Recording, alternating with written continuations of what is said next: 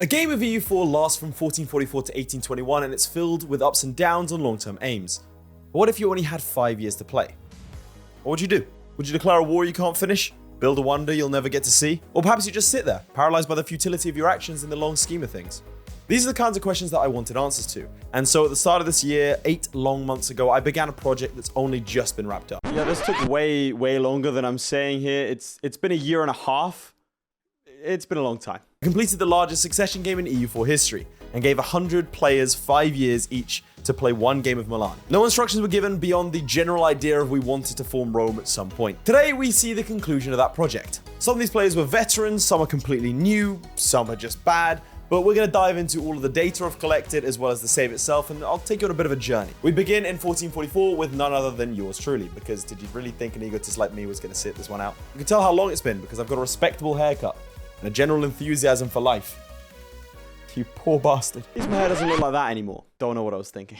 As we watch me get ready here, I'm going to point out there are recordings like this for every single playthrough, each of them like 15 to 20 minutes long. I want to give a shout out to Spud, who helped organize pretty much all of this, as well as painstakingly sat through almost every single recording before passing the torch onto Ares for the latter saves. Without him, this wouldn't have happened, so say something nice about him in the comments and also wish him a happy birthday. So, back to my opening moves. Should I just go bankrupt immediately? Just take a loan? Just completely screw over the next guy? Yeah, so I decided against that one. Oh, and yeah, I accidentally called the game Big Suck. I wasn't thinking at the time, and it's one of my mistakes been plaguing me over the last 8 months. Anyway, back to some actual gameplay. So this first session was me, as you can see. So I'm going to be going a bit more in depth than I will for other saves, apart from when things get a little bit dicey. Just to try and get you in the mentality of someone who's playing this game, should we say. We started by rivaling Austria, and also France hates us. So that's always a good start. I also rivaled Venice because I wanted someone down the line to go and take back our cause, obviously. At which point I actually unpaused, dropping the speed down from speed 5, which I usually play on because I wanted to savor it a little bit. I knew I wasn't going to see this game for some months, so I figured I'd enjoy myself. This has been something I've been planning for a while, so I'm really excited to actually get it going. And enjoying myself apparently includes declaring war on Genoa immediately. It seemed like a good place to start because they had no allies, but when you do something like this, you are basically screwing over the next guy. So sorry to whoever came after me immediately, because that means that their aggressive expansion is going to be too high, so they're going to have to sit back, deal with the rebels I've created, deal with general scenarios. And that's what makes this kind of thing interesting, is that you don't have to sort of deal with the monster that you've created. You do want to push in your 5 years, but you don't want to hurt the overall progress of the campaign. This is something that we'll come back to a lot in terms of sort of themes throughout this video. We're going to get a coalition, I think, because there's going to be periods of time where you have to sit and wait and burn off aggressive expansion, but people are going to sit there and think that, oh, it's my time in the sun. You know what I mean? Like, which is fair enough. It is their time in the sun. It's their, like, 5 years to make an impact on the video, on the campaign. Having said that, greed did win out in my case. I ended up taking Modena from an unprotected Ferrara, and yeah, the aggressive expansion meant that I felt bad. But that was it. I was done, and now it's time to send the save into the world and hope that people actually ended up forming Rome. You'll find out if they did or not towards the end of this video. I've set them up with Miltech 4, the Renaissance, 3 new provinces, all of them rich as well. The trade side of things is good. This is a good Milan start for restoring the Roman Empire. But now I have to take a save. I have to give it up to the next person. I'm gonna see how they get on. Here's how we're going to run the rest of the video. I'm going to be splitting up the campaign into 50-year chunks, so 10 players apiece. Then we'll look at an overview. And then we'll take a deep dive into how we got there specifically through each player. Which means now I get to show you the graphs. Here we have the total income and money at the end of the 5 years. Here, the force limit, the max manpower, and the manpower player ended up with. The stability, total development, and ending army size. And my favorite, Spud's personal ranking of the player's ability from a scale of 1 to 3. Does look like the late 1400s had a rough one. Also, side note, stability here is from a scale of -2 to 5. That's because these graphs were made by my girlfriend, who is an Excel genius, but hasn't played that much EU4. So this is all what to expect over the next 50 years, but how did that actually happen? Let's take a look at the gameplay. Okay, so we start out with a war against Venice and taking back our cause, which is very nice. That's pretty much all our first player could do given the time constraints. Not gonna lie, I'm surprised we took back our cause that quickly. I thought it'd be at least like 1500s. I had jokes set up, so he's kind of ruined it there. Starting in 1450, we now have alliances with Austria, Castile, and also France, so our early game woes are completely over. Not gonna lie, these first 3 saves were very crucial because it kind of sets up the tone of how we're gonna be playing this. We didn't tell the players they couldn't nation ruin, so technically they could have just done that. I wanted to run it a bit like a social experiment, I guess. So that means that if a player decided to, they could do what I joked about doing at the start and just go bankrupt. And we would have kept that in and kept that save going. Fortunately for the video, no one did that. On purpose. A war against Florence, Bologna, and Mantua had its ups and downs. Quite a big down there. but overran its time, meaning the next player was going to have to clean up, which they then did. Looking over the footage, I was pretty happy with how it was going, so it's only fitting that France immediately then became domineering and broke our alliance. There goes the safety net. We also have ShadowSinger clashing with the Republic, which is great because it gives this specific player an opportunity to make a decision that would echo throughout the campaign. It's kind of fun to me how some players just have to deal with the cards they've been dealt, whereas others, like this one, get to make sort of these macro decisions that shape the next at least 100 years. So in this case, we have the end of the Ambrosian Republic and the institution of ShadowSinger's military dictatorship. Oh, lovely, a hospital. I mean, that's great. Free stability after sitting at -3 for so long. Yeah, so a lot of province names were changed throughout this. Basically, all of Europe got renamed to something like Hell and other names that I can't show here on YouTube. Not because they're particularly graphic, they're very demeaning towards me. Anyway, with the next player, we witnessed the demise of Mantua, and oh, it's gonna be a rough time for Milan, I think. However, this seems pretty standard, helping out our ally. Republican tradition is a bit lower than I'd like, and our army is dead. Okay, so not great. We've run out of manpower. We are in debt, but it's fine. We're making money and... Okay, what happened there? Oh, he's hired mercenaries with his last click of the game. That's fun. We've got 2 more red-rated players to go. Oh boy. So some deficit spending takes place here, with a war declaration against Florence and also Venice. Combined, they have a much larger army than we do. He has somehow pulled that off though, so maybe we'll be okay. No, he hasn't. That's bad. Which means it's up to Mr. 1480 to fix things. He's phalanxed Florence. I don't want to see the aggressive expansion map mode. We'll come back to that later. Then we see a declaration against Naples for Siena, bringing us into a war against France as well as Venice. Pretty much every single player has declared their own war once they've got hold of their save, which is something we expected, but we'll see how long that lasts given, you know, aggressive expansion. Austria does have the Burgundian inheritance and England is also on side, so France kind of gets steamrolled here. That's quite a good thing because once France gets their land, it's pretty much impossible to contain them. And peace nets Milan a huge swathe of territory and a healthy amount of aggressive expansion. Which means no more wars for a little while unless they are defensive, like in this case, where England was attacked by Denmark. At least Denmark can't get to Milan, but they can get to England, and they decide to go for Lindisfarne round 2 as they land in the north. Looks like they've also taken Scotland in the meantime, and they do end up handing us our first loss of the campaign as England surrenders, handing over the rest of Scotland. Now we enter into the final session of the 1400s to take us into the 1500s. The final 5 years were generally spent cleaning up the nation, fixing it, generally trying to burn off as much aggressive expansion as possible. But that wraps up the first 50 years. We've gone from this to this. So we've not expanded a huge amount in terms of development, but we're definitely not in the worst position. Okay, quick time jump, namely 7 months. It's been 7 months since I recorded that last little section here. This video has taken a lot longer than I expected, but hopefully it's worth it. I hope you're watching it now and it didn't just disappear. This section had the most consistent good player section until the end of the game, so during it we made some good progress, including actually forming Italy. We also managed to get a foothold in North Africa and translated from an Italian power to a North African one. Pan-Mediterranean one?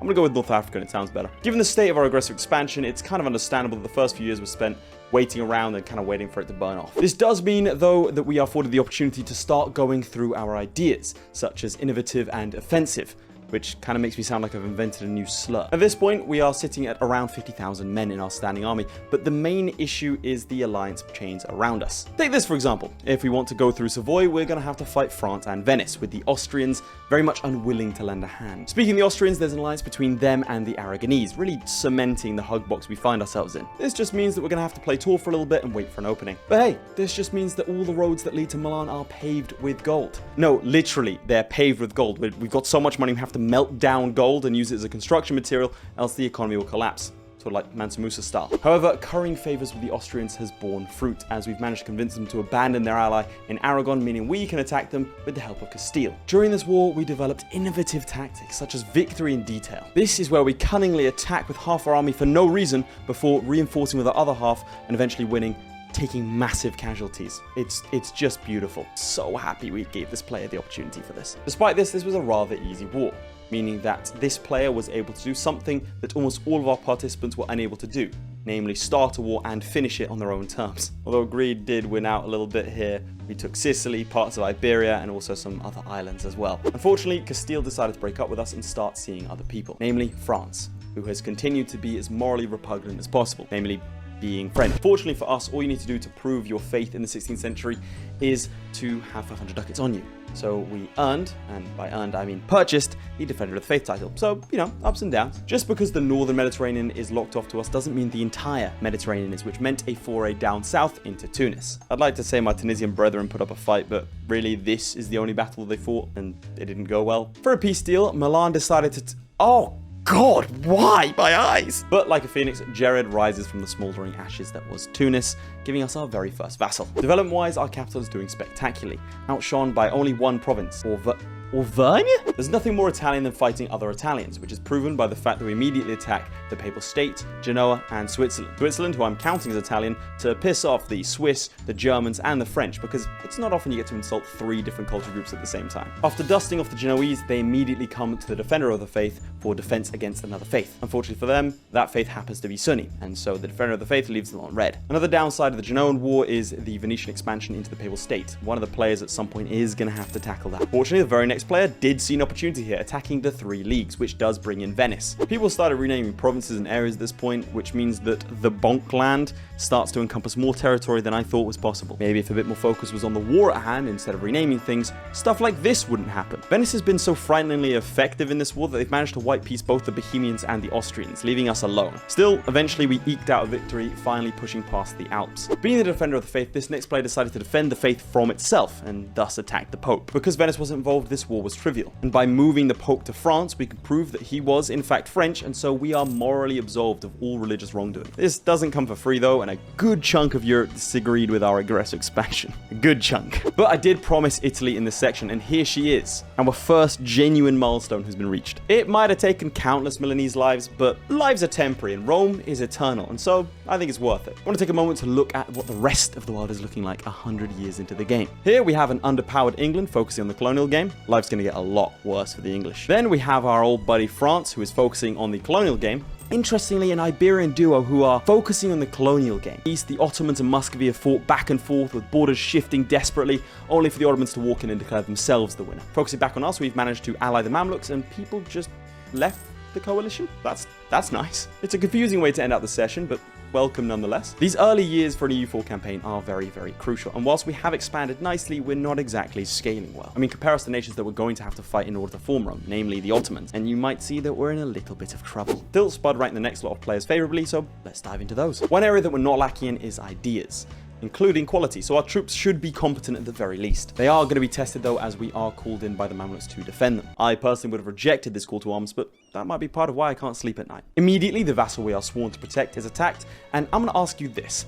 Where are the Mamluks? I'm going to pause this frame right here. We are defending a literal speed bump. Regardless, troops are landed in North Africa right before our navy gets obliterated, leaving 30,000 Italians stranded. This is what's commonly referred to as a disaster, as whilst our troops are very competent, the Ottoman troops are better, which means they are winning battle after battle until we have nowhere to run, and eventually 30,000 Italian lives are snuffed out. This leaves quite the job for the next player to take up, but take it up he does, and after some maneuvers in the Balkans, as well as the fall of Constantinople, yeah, really feeling good about my initial instinct to reject the call to arms, because that's not going to bring the army back. These next years we spent recovering, presumably begging Jared and God for forgiveness for what we'd done. This next player decided that they were going to take the bold move to declare on the Knights who are on an island of Malta, when we don't have a navy. It turns out the Knights do have a navy, which meant they spent a year or two just dancing around our islands, looting and pillaging, whilst we actually built a navy. My favorite thing in the entire campaign. By this time though, Austria is well and truly no longer a friend, and we decided to really hammer that home by declaring war on them. A war declaration against Avignon with an Austrian co-belligerent is a surefire way to start the largest war Europe's ever seen at that point. But why have just one war when you can have two? And immediately, as per tradition, Venice is declared on as well. I'm sure this is gonna go well. After a questionable decision to march an army with no leader into a full Venetian stack, the player's time was up. That was his last act. So the next player took over, and presumably openly wept at the situation he found himself in. I'm just saying, mate, I have the previous player's full address. If you want it, it's yours, no questions, just DM. Eventually, Austria was pieced out separately, rendering the whole co-belligerent thing rather moot. Still, Avignon was eventually taken. Unfortunately, the player decided to internalize the same situation they found themselves in with the whole two-front war thing and do it themselves. Oh, and instead of letting the next player potentially get a better peace deal, they decided to peace out at 50% because their term was up. I have this guy's full address as well. If anyone wants it, just DM me. If you're wondering why the Saluzzo War is taking so long, it's because Saluzzo is actually under Norwegian management. I can't tell you when this happened or why or How? But don't worry, Norwegian Saluzzo is gone now. It can't hurt you anymore. Aragon being bullied by Castile meant we had to ride to their aid and bully Aragon ourselves, but properly. It was actually a pretty competent move, as it put us at war with France, who had been weakened by Castile. This meant that we could cut the French off from the southern Mediterranean and start to unify our many disparate holdings. Meanwhile, the Ottomans were fighting the Austrians in a competition to see who would be this video's bogeyman, as now the French have been taken out of contention. With a peace with Aragon secured, we get to link up with our Sicilian lands, and finally get to rest a little bit, which is 100% needed looking at our aggressive expansion. You start to see these ebbs and flows of like a couple of players really just shooting aggressive expansion to the sky, and then the next couple just having to sort of sit there and wait for it to tick down. It looks like we're not the only ones trying to unify our lands though, as the Austrians have a good go at it and apparently are better at it than we are. This has to be the 5th war against Venice. Every player tries this. It's always immediately after the Ottomans attack them as well, and it never goes well. They only take like one province. I've not really been focusing or highlighting these Venetian wars because they happen so often and like nothing happens. But just know, we fight Venice a lot. Only this time, wait, the Ottomans took out the Venetian fleet, which means we can actually land on Venice, meaning we can actually take war score. But as the old saying goes, why let someone else peace out for 100% war score when you can finish your turn with 80%? It's like clockwork. I thought the whole thing was history rhymes, not repeats, but in this time, it's just that like the script is there. Okay, so reading the notes for the next one, the only one we have is Big Coalition. Oh, yeah, yep, that'll do it. Yeah, this is what happens when every single player for a century declares wars and takes stuff. In the next 5 years, this got even worse. We have Denmark, France, Castile, and Austria all joining the coalition. We've essentially united Europe with this one aim. Apart from the English, they heard the whole United Europe thing and they got freaked out and left. It would be funnier if our economy wasn't collapsing. This basically paralyzes us for the next few years, meaning the next few players can do literally nothing but sit and develop. The advantage to this is that we are ahead of tech at all times, so the coalition is slightly less likely to fire. As the 16th century rolls around, all we have to do is not make any sudden movements and we'll be fine. Or we could flip to Protestant, as Italy, with a coalition. So all the previous players' efforts to keep the nation stable are thrown into disarray and basically out the window, as we try and convince our populace that the guy that we kicked out of Rome and occupied his house was actually the bad guy and was oppressing us the entire time. It's historical revisionism at its finest. You can't complain with that. But as these next 50 years wind to a close, let's take a look at the world around us. Ming has almost completely disappeared, and Portuguese are in Australia. No surprises over here in India, but the Ottoman Empire does not look friendly. Overall, some solid blobbing has taken place, which is terrible for us, because trying to form Rome, remember?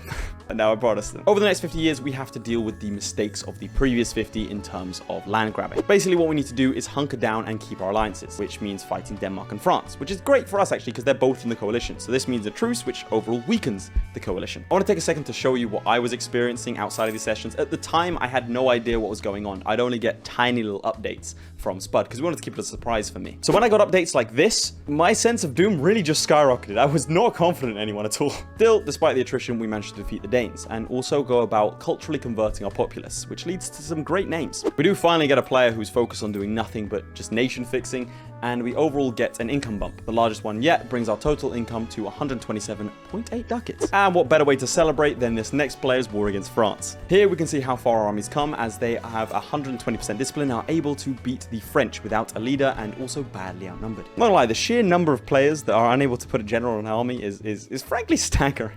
Why does it keep happening? It's like the wars of Venice. Actually, the sheer number of men and victories we have finally enable us to take Savoy, which has been an aim for the last like 200 years or so. Unfortunately, the Ottomans have also seen our progress and decided to step it up a notch. If you didn't know, the Ottomans have a neat national idea which gives them plus 33% force limit, which means that if they combine that with their quantity ideas, they get around 100% force limit increase. In case you're wondering, the best time to fight the Ottomans for us was about 120 years ago. But on the bright side, we've now become an empire. So, you know, that's good. Can you tell? My aspirations for this are really hitting rock bottom. Again, the oppressive, aggressive expansion means that the only war we can manage is to help out Britain against Norway. Oh, and we released Sicily as a vassal for some reason, as well as Gascony. Maybe we were lonely. I don't know why we would do that. Comment if you have any idea. I don't. No EU4 player can resist the call to war for too long though, and so we're off to war again against Aragon to unify the Italian peninsula. Does mean another war against France though. Basically our heritage at this point, so I won't be too worried about it. That and Venice. You can't just ignore culture. Nabbing Sicily was the first port of call, but apparently grabbing Barcelona was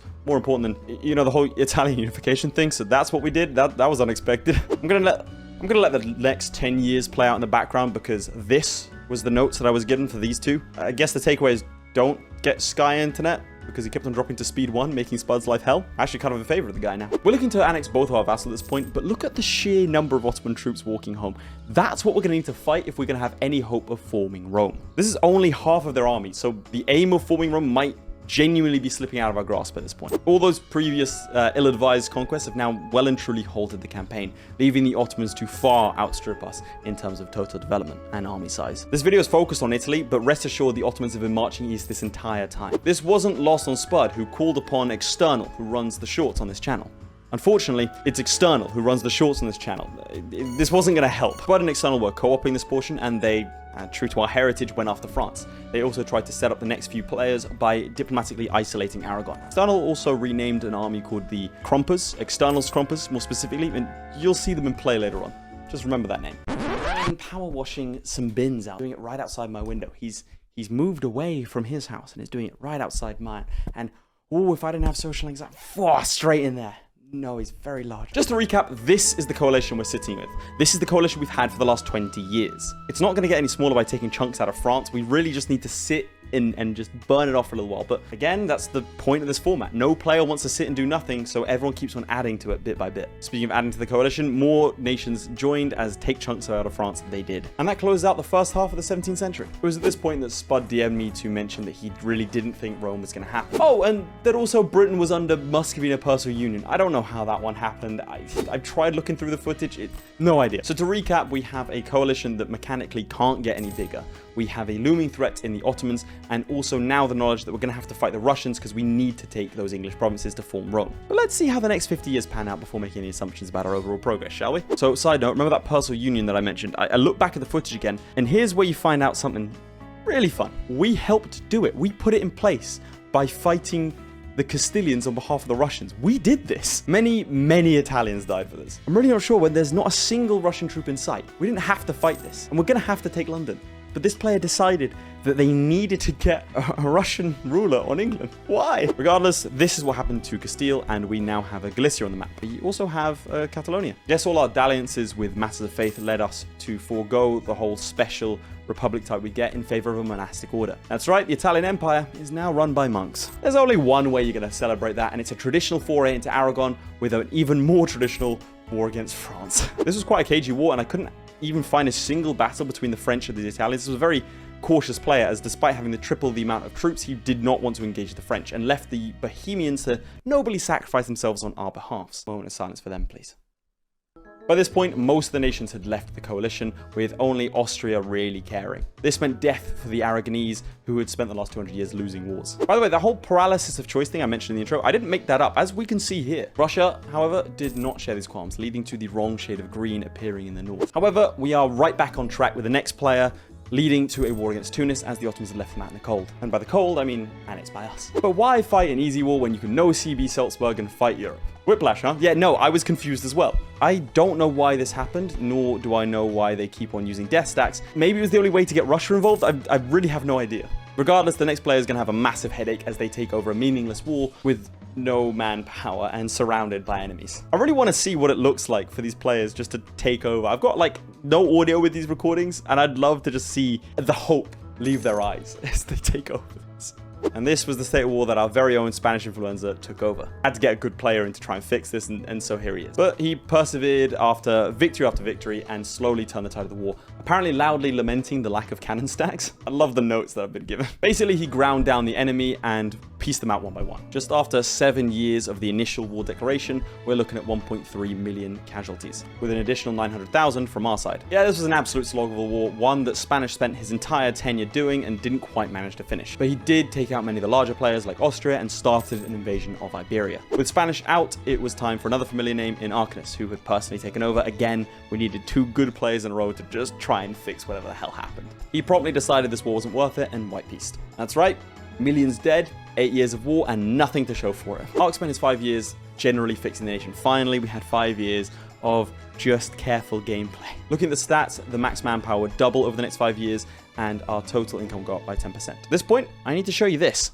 That's right, 5 players in a row, all rated bad, with the notes only saying nothing. Not gonna lie, I didn't believe Spud when he wrote this. That's 25 years of prime EU4 gameplay there. But he wasn't lying, even the players themselves seemed bored. Going into these crucial years, we are ranked the number 6th great power, and we're gonna need to fight every single other great power in order to form Rome. Unfortunately, the years went by and attrition was the only thing that was happening. I have to say, I'm genuinely baffled by this. They genuinely did nothing apart from fight rebels. Mercs were hired, but they weren't used for anything. It's that bad. I've looped the last 15 years and you haven't even noticed. I don't even have the footage for the next 10 years because I assume Google deleted it because it was an exact copy of the last 15. And here we run into an issue. A really, really big issue. And it's not a gameplay issue. No one else is willing to play from the signups that we organized. The initial buzz and excitement that this project attracted has died down. It's been a long time since the announcement. I mean, this video is, what, a year and a bit after we first started and first announced and first started recording, so it died down. Even the players that do play aren't actually playing. They're just sitting there getting their name on the list and playing through the 5 years. When Spud told me all this, I admit I was kind of stumped. Where would we find willing players that were wanting to put in hours? Where would we find players that were willing to spend ages microing a nation that they hadn't started as? Ones that would be okay fixing a nation that was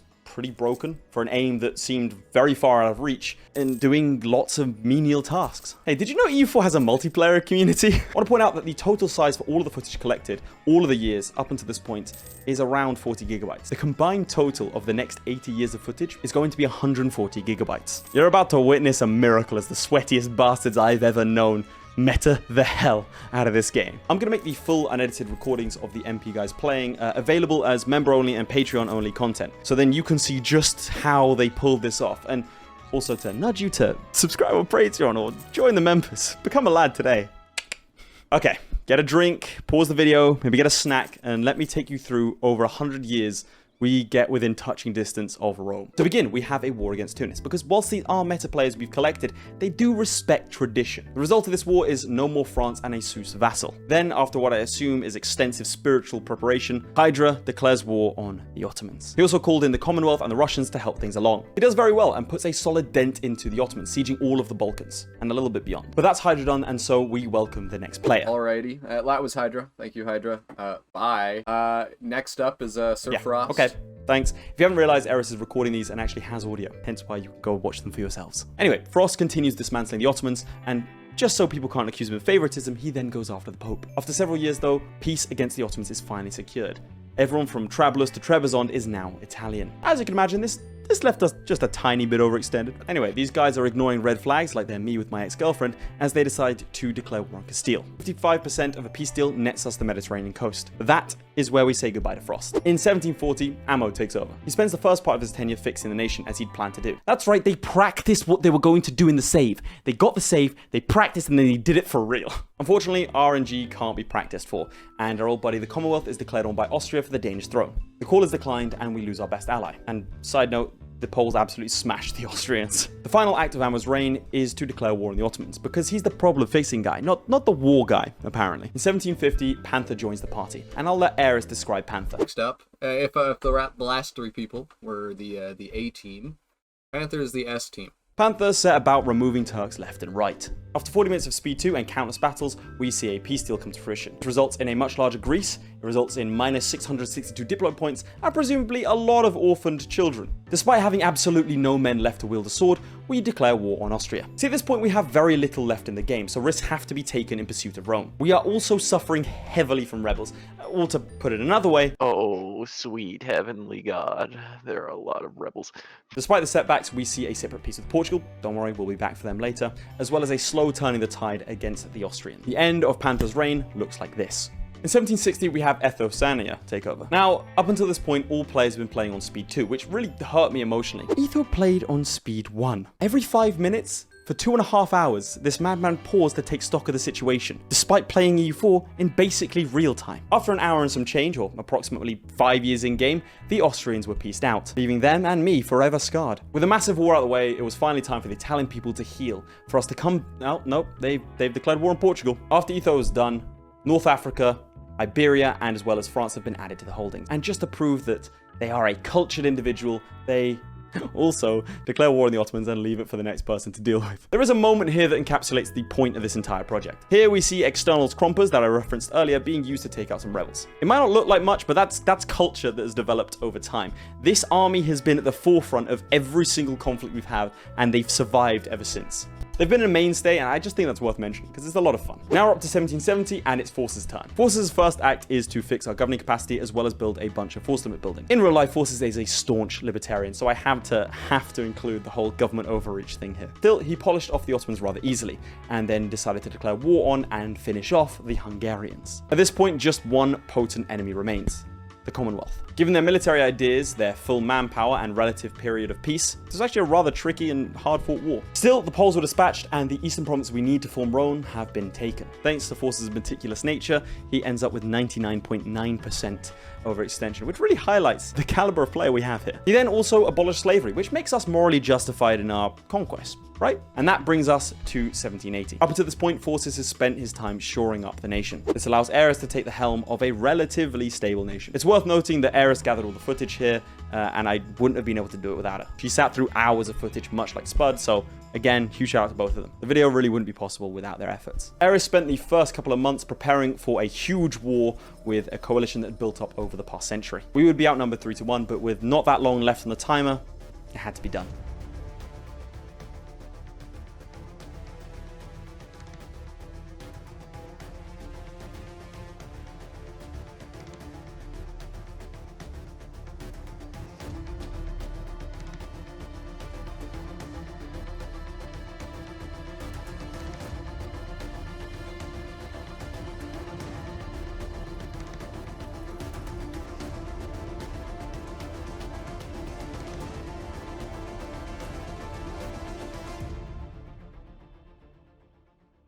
After all that, a white peace with Deccan is secured, which paves the way for the final peace deal, taking the English provinces and the final provinces we need to form Rome. And here we are, a year and a half later, and my save has finally returned to me. I'm going to make this save available to everyone so they can check it out for themselves. But after 18 long months, and like weirdly enough, a lot of things have changed in my life since I first started doing this. This is weirdly like, they're quite nostalgic. This is like a transitionary period for me. We can go ahead and restore the Roman Empire. There we go. 100 players. I'm proud of you all. We lost 12 million men. I mean, the Ottomans lost 11 million, which is pretty bad. That's huge in comparison to the third and fourth. Shun has basically unified China. We have Russian Indonesia, Portugal, and Portuguese Australia, because obviously we forced out the Portuguese. The Ottomans, I think, are losing to who? Deccan. Makes sense. We are the economic hegemon. I want to let it play for a month. Oh, everyone's leaving the coalition against us. That's nice. That's what happens when you form a nation. Let's see. Great powers wise, we have 8,000. Obviously, we're number one great power. It looks like Austria. It looks like Castile's still on it. Where are they based right now? Oh, yeah. Okay, sure. So yeah, thank you everyone for taking part in this. Can't attempt to do something similar in the future, but yeah, this was a long project and involved a lot of wonderful people taking part. So thank you to each and every one of you, and thanks specifically to Aeris for organizing the last half and Spud for organizing the first half. Fantastic. This took a long time, so please make sure to like and subscribe, chaps, and I will see you all next time. Goodbye.